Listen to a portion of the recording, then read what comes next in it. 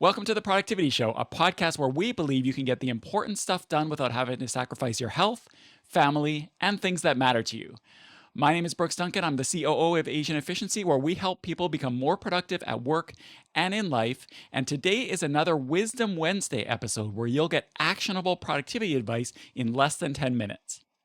The topic today is renewal rituals. It's one of the 25 skills we teach as part of our 25x productivity system, and it's kind of counterintuitive for two reasons.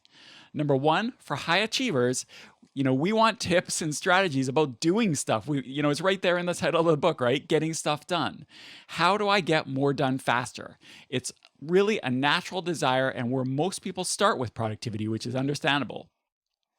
Number two, even if we accept that we need some sort of rest and renewal, why do you need to make a ritual out of it? Like, can't we just rest when we're tired or when we need a break? Like, why do you people have to systemize everything, right?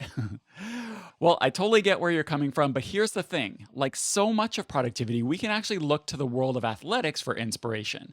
There's just so many parallels. And anybody who knows any athlete or has read about any athlete will know to make any sort of serious results with sports or working out or whatever, it's best to follow a training program and not just do random exercises here and there. And a big part of any training program is recovery. By giving your body time to rest and recover, it just lets you eventually become stronger, faster, and more in shape instead of just pushing to burnout. Well, with productivity, it's the same thing. If you keep hashtag crushing it every single day, what's going to happen?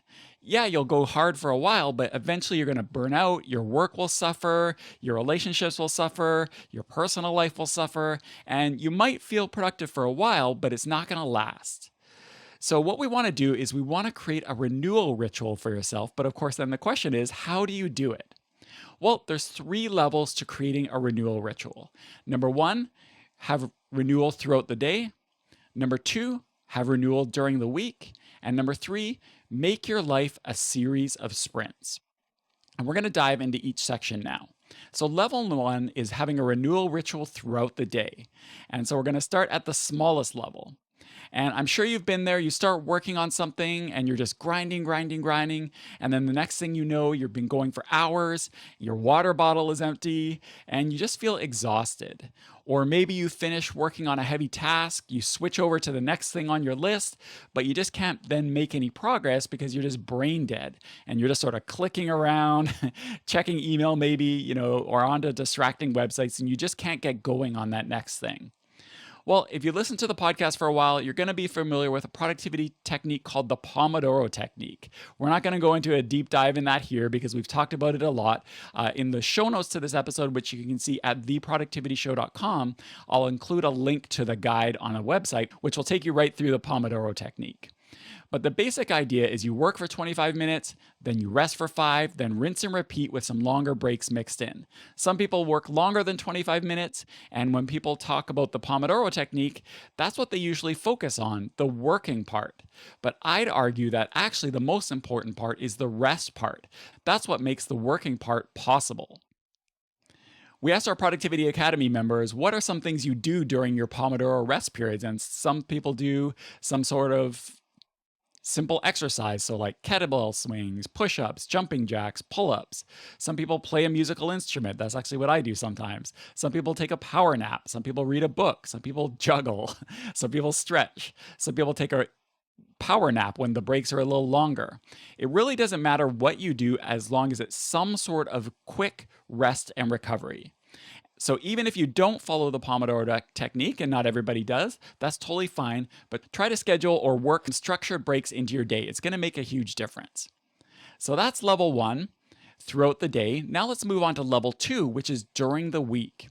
It can be so hard not to pack your week tight with activities and obligations. I've definitely been there. And this is especially true if you have kids, especially true if you're an entrepreneur, or especially true if you don't have a kind of traditional 9-to-5 work schedule. It can be really, really hard not to just pack everything into one week.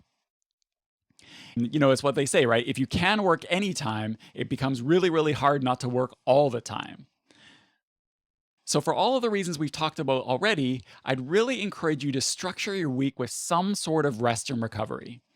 It can be really, really hard, but if you're not intentional about it, it just will never happen.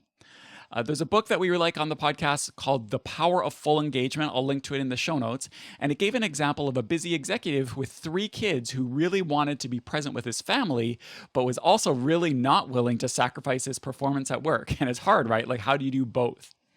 Well, the authors worked with him to structure some sort of renewal during the week. It included small things like stopping to get his shoes shined on the way to the office, but it also included more structured weekends. So he'd wake up extra early on Saturday, get some paperwork done out of the way so it wasn't weighing on him throughout the weekend, and then he took some time on Sunday night to get ready for the week ahead. And by doing this, it just freed up a lot of time during the day, Saturday and Sunday, where he could rest and be with his family. And just for him, it made a huge difference.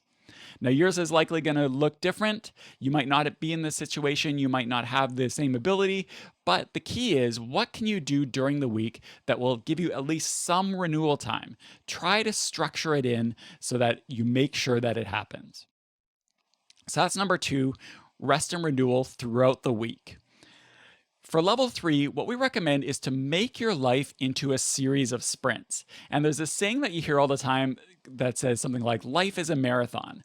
We actually don't really like that. And the reason is, unlike a marathon with life, there's no set finish line. If you treat your life like a marathon, what it means is you're just holding back and pacing yourself essentially forever because you're not really heading towards anything. That's not really productive. So we like to think of things differently. We like to think of life as a series of sprints. So you're going to go hard sometimes for sure, but then you recover and then you'll go again and then you'll recover again. It's almost like a long-term Pomodoro technique, but for your life. Really, this life as a series of sprints is one of the first mindsets we teach in the 25X productivity system. And by approaching things this way, you're going to embrace downtime because you know it's part of the process. For every cycle you work hard, pair it with a cycle for rejuvenation. It'll look different for everyone. Maybe it's going for a weekend with your partner once a quarter. Maybe it's working a 4-day work week in the summer. Maybe it's working a little bit longer every day so that you can maybe take every second Friday off or something like that. Or maybe it's just doing something nice for yourself once a month. Whatever it is, whatever it looks like for you, if you treat your life like a series of sprints with a cycle of downtime, what'll happen is you'll have more long-term energy, which is one of the pillars of our T framework for productivity: time, energy, and attention. And really, it's the energy that makes the other 2 a lot more possible. For your action item this week, I want you to add 1 renewal element to your day tomorrow and 1 for the upcoming week, either for this week or when you plan the next week. Then once you've done that and you've gotten these daily and weekly renewal ritual set, I want you to plan more long-term about how you can turn your life into a series of sprints.